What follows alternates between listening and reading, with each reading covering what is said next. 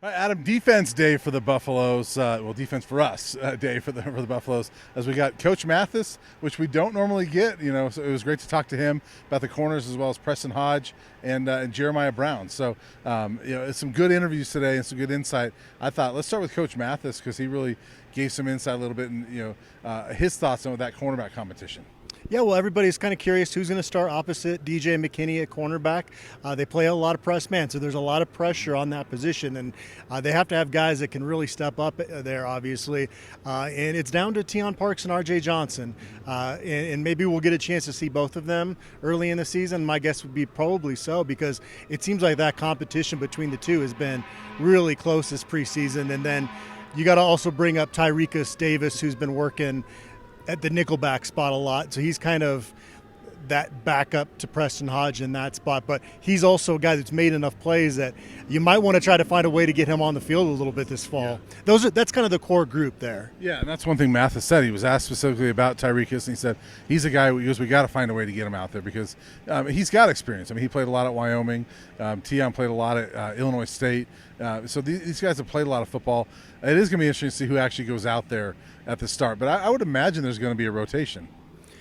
Yeah, I guess we'll see. If you go out there and somebody is playing really well, you can make a strong case early on. I think you just kind of play it by ear as you go into the season, again, because I don't think there has been much separating those guys based off everything we've heard. Yeah, and really think back to last year, even with Travis and DJ, we still saw Colton Hood a lot. And so, if they've got 3-4 guys in there, I think they're going to get them on the field.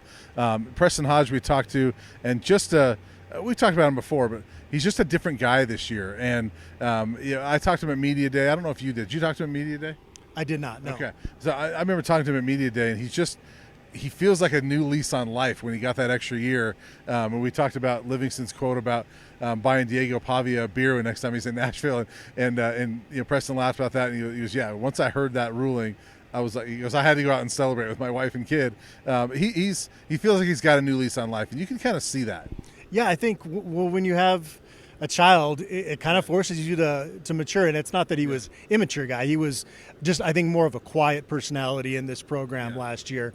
And now he's really stepping up as a leader. He and DJ have kind of taken ownership of that group naturally, that you want your best players leading, and that's what they've done.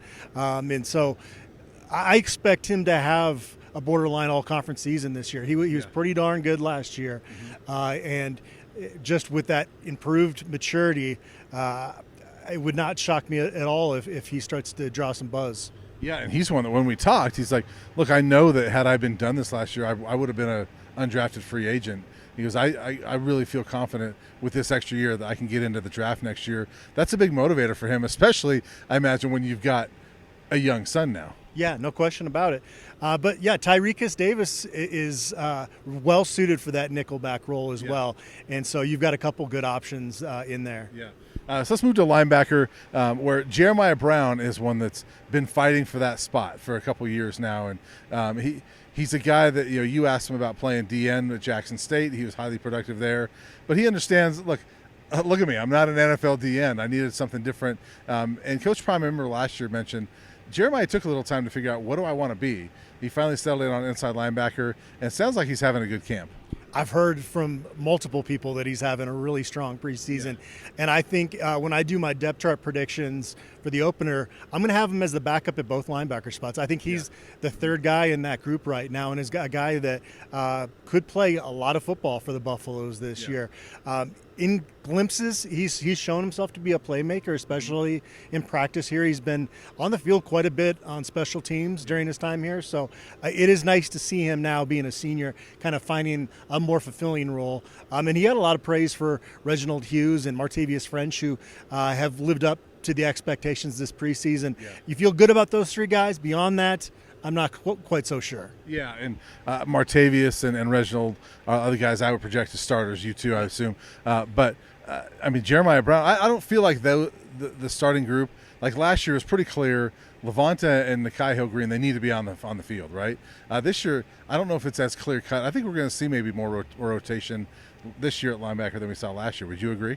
With Jeremiah Brown, but that is a position where you're in the mix, and so you'd feel better if you had 4 guys right now, and we'll see. Maybe Salter could step up and be that guy, or Sean Myers, who came in to the program as a transfer, or maybe Martez Walker really comes on as his true freshman season comes along. But right now, they're a little thin there. Yeah, they are. I think that defensive line is going to be huge at how those linebackers play. If they're as good as we think, that's going to make those linebackers look better. But we thought we were going to get Coach Hart. He had a previous engagement. Always like hearing from him, so we'll hear from him on Monday. But anything else you want to talk about from today? I mean, a beautiful day out here in Boulder, but we're only 8 days away from a game. Well, yeah, we're 8 days away from covering a game, and in 2 days, there's going to be Big 12 football action. Yeah. And it's 2 teams, Iowa State and Kansas State, that Colorado's going to play in the second half of the regular season. So it's going to be fun to be able to tune in. It kicks off at 10 a.m. Mountain on Saturday, so can grab breakfast and sit on the couch and watch some Big 12 football. So it really is getting closer, and classes started at CU Boulder today. So all these little steps just keep making it feel more and more like football season. I'm kind of wondering when CU is going to get the Dublin game, because I'd like to go out there and just see Dublin, wouldn't you?